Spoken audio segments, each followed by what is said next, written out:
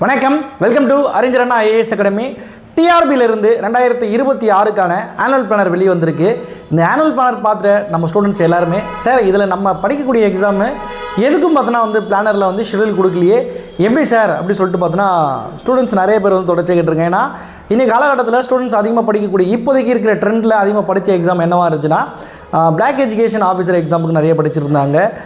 SGT exam இந்த எக்ஸாமுக்கெலாம் பார்த்தோன்னா நிறைய ஸ்டூடெண்ட்ஸ் படிச்சுட்டு இருந்தாங்க. ஆனால் இந்த ரெண்டு எக்ஸாமுக்கான பிளானரையும் பார்த்தோன்னா உள்ளே வைக்கல சார், என்ன சார் ஆயிருக்கு அப்படி சொல்லிட்டு கேட்குறீங்க.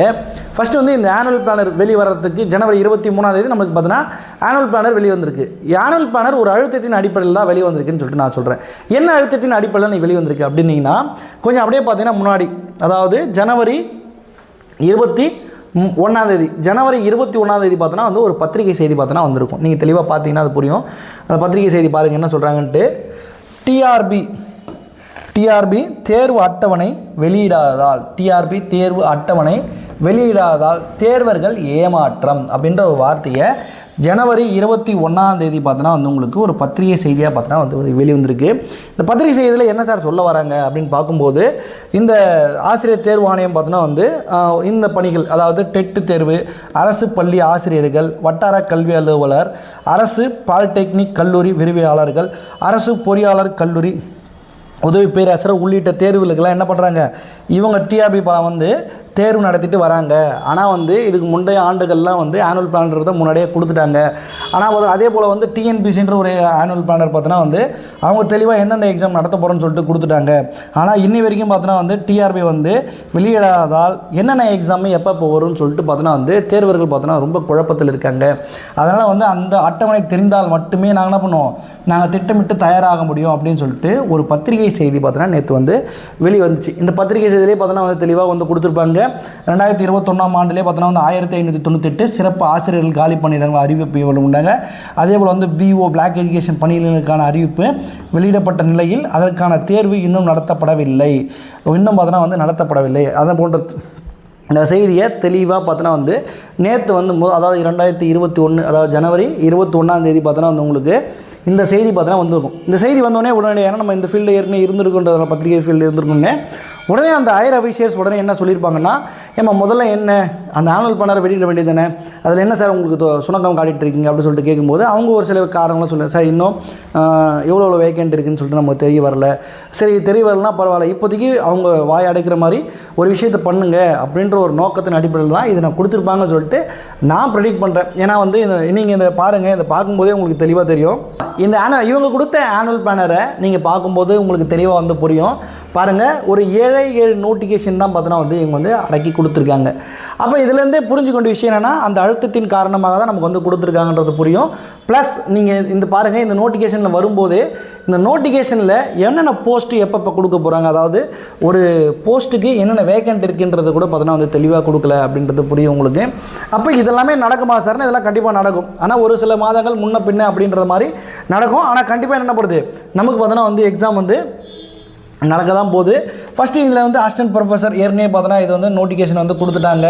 மே மாதம் நடக்கும்னு சொல்லிட்டாங்க. இது பார்த்தோன்னா திருவள்ளூர் யூனிவர்சிட்டிக்கு ப்ரொஃபஸர் எக்ஸாம் பார்த்தோன்னா ஜூன் மாதம் நடக்கும்னு சொல்லிட்டு பார்த்தோன்னா சொல்லியிருக்காங்க. பிடி அசிஸ்டன்ட் பார்த்தோன்னா இது சொல்லியிருப்பாங்க. இது யார் சார் எழுதலாம் அப்படின்னா, டெட்டு 2 அதாவது டெட்டு பேப்பர் 2 கிளியர் பண்ண எக்ஸாம் எழுதுகிற நபர்கள் பார்த்தோன்னா எக்ஸாம் எழுதலாம் கொடுத்துருவாங்க.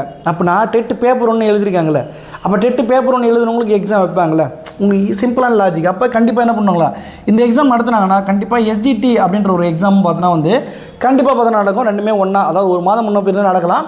ஆனால் ரெண்டுமே நடக்கிறதுக்கான வாய்ப்பு பார்த்தோன்னா பெரும்பான்மை பார்த்தோன்னா இருக்குது. அதே போல் டெட்டு லாஸ்ட்டாக சொல்லும்போது என்ன சொல்லியிருந்தாங்கன்னா, ஆண்டுக்கு 2 முறை பார்த்தோன்னா டெட்டு நடத்தப்படும் சொல்லிட்டு சொல்லியிருந்தாங்க.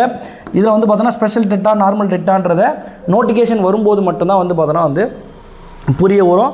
அதே போல் தான் இதெல்லாம் நம்ம மாணவர்கள் பெருசாக எழுதக்கூடிய தேர்வுகளாக பார்த்தோன்னா இருக்கக்கூடிய பிளானர் பார்த்தோன்னா எதுவும் இல்லை. இந்த பிளானர் எதுக்கு அப்படின்னு சொல்லிட்டு பார்த்தீங்கன்னா, இது ஒரு கண் துடைப்புக்காக தான், இந்த பத்திரிகை செய்தியோட கண் துடைப்புக்காக மட்டும்தான் பார்த்தோன்னா இது இருக்கே தவிர உண்மையாகவே பார்த்தோன்னா இது மாணவர்களுக்காக கொடுக்கப்பட்டதான்றது எனக்கு சந்தேகமாக தான் இருக்குது. ஏன்னா ஒரு விஷயத்தை கொடுக்கும்போதே தெளிவாக கொடுத்துருப்பாங்க. பழைய ஆனுவல் பிளானர்லாம் நீங்கள் பார்க்கும்போதே தெரியும், நல்லா தெரியும் அதில் எந்த போஸ்ட்டு எவ்வளோ வேக்கண்ட் இருக்குது அப்படின்ற விஷயம்லாம் சொல்லியிருப்பாங்க. ஆனால் இதில் சொல்லாத அடிப்படையில் இது வந்து பார்த்தோன்னா ஒரு டெண்டரவேட்டிவான கீயாக தான் இருக்குது. அதனால் இந்த டெண்டரவேட்டி கீ புரிஞ்சுக்கங்க. டெண்டரவேட்டின்றதே வந்து ஒரு 4 மணி தான். இதை தான் பார்த்தோன்னா இன்றைக்கி நேற்று வந்து பார்த்தோன்னா நம்ம ஸ்டூடெண்ட் பார்த்தோன்னா மீம்ஸாக ரெடி பண்ணி வந்து போட்டிருந்தாங்க. டிஆர்பி ஆனுவல் பிளானர் வந்து ரிலீஸ்டு, பியூ நோட்டிஃபிகேஷன் வந்து பார்த்தோன்னா எங்கடா இங்கேருந்து பியூ நோட்டிஃபிகேஷனே காணோம் அப்படின்ற மாதிரிலாம் கேட்டிருக்காங்க. ஐயா அண்ணன் நாங்கள் தான் என்ன போன வருஷம் நோட்டிஃபிகேஷன் முடிஞ்சிருச்சு, இந்த வருஷம் தூக்கிட்டோம் அப்படின்னு சொல்லிட்டு பார்த்தோன்னா வந்து ஒரு மீம்ஸ் போட்டு விமர்சனம் பண்ணுற மாதிரிலாம் போட்டுருக்காங்க. அதனால் வந்து இந்த மாதிரி விமர்சனங்களுக்கெல்லாம் பார்த்தோன்னா வந்து அவங்க உள்ளாக மாட்டாங்க அப்படின்னு சொல்லிட்டு நினைக்கிறோம். நீங்கள் முதல்ல ஸ்டூடெண்ட்ஸ் நீங்கள் என்ன பண்ணுங்கள், முதல்ல நீங்கள் தெளிவாக வந்து புரிஞ்சுக்கிங்க நோட்டிஃபிகேஷன் எப்படி நமக்கு வந்துடும். ஏன்னா பழைய நோட்டிஃபிகேஷன் புது நோட்டிஃபிகேஷன் கிடையாது. பிஓ எக்ஸாம்ன்றது 51 போஸ்ட் இருக்குது அப்படின்னு சொல்லிட்டு பழைய நோட்டிஃபிகேஷன் சொன்னது. அந்த நோட்டிஃபிகேஷன் அடிப்படையில் நமக்கு என்னென்னா கண்டிப்பாக வந்து தேர்வு நடத்தியே ஆகும். அப்போ தேர்வு நமக்கு கண்டிப்பாக நடக்கும் போது நீங்கள் என்ன பண்ணுங்கள், நீங்கள் படிச்சுட்டே இருங்க அடுத்தடுத்து. அது இல்லாமல் HCT எக்ஸாமும் பார்த்தோன்னா வரதான் போகுது, டெட் எக்ஸாமும் பார்த்தோன்னா வந்து வரதான் போகுது. அப்போ இந்த தேர்வுகள்லாம் அடிப்படையில் நீங்கள் என்ன பண்ணுங்கள், நீங்கள் உங்களோட படிப்பை தொடச்சா படிச்சுட்டே இருங்க. படித்தா மட்டும்தான் வந்து நம்ம அடுத்த லெவலுக்கு போக முடியும். இப்போ நீங்கள் படிக்காமல் இருக்கிறதுனால நீங்கள் அடுத்த லெவலுக்கு போவீங்களான்னா என்னால் அதுக்கு வந்து உறுதி சொல்ல முடியாது. ஆனால் நீங்கள் படிச்சிட்டிங்கன்னா நோட்டிஃபிகேஷன் வந்த உடனே நீங்கள் வந்து கிளியர் பண்ணுறதுக்கான சாத்தியக்கூறு கண்டிப்பாக இருக்கும். அதனால் நீங்கள் படிக்கிறது மட்டும் ஒரு குறிக்கோளை வச்சுக்கோங்க. இப்போ எங்கெங்கே ஏதாவது டெஸ்ட் பாட்ச் நீங்கள் ஃபாலோ பண்ணுறீங்களோ அதை அப்படியே ஃபாலோ பண்ணுங்கள். அதுதான் உங்களுக்கு கரெக்டாக இருக்கும். இப்போ நீங்கள் ட்ராப் பண்ணிட்டு அடுத்த மாதம் பிஓ நோட்டிஃபிகேஷன் வந்தால் நீங்கள் என்ன பண்ணுவீங்க, இது ஒரு டெண்டரவேட்டிவ் கீ தான். அதனால் வந்து டெண்டரவேட்டிவ்ன்றதே வந்து தற்காலிக தான். எப்போ வேணால் அவங்க நிறைய சேஞ்ச் பண்ணலாம். புது ஆனுவல் பிளானரும் பார்த்தோன்னா வந்து வெளிவரத்துக்கான வாய்ப்பு இருக்கும். நிறைய மாடல்கள் சேர்த்து எதை எப்போ வேணால் நடக்கும். நிறைய விஷயங்கள் பார்த்தோன்னா புதுசாக நடந்துகிட்டே இருக்குது.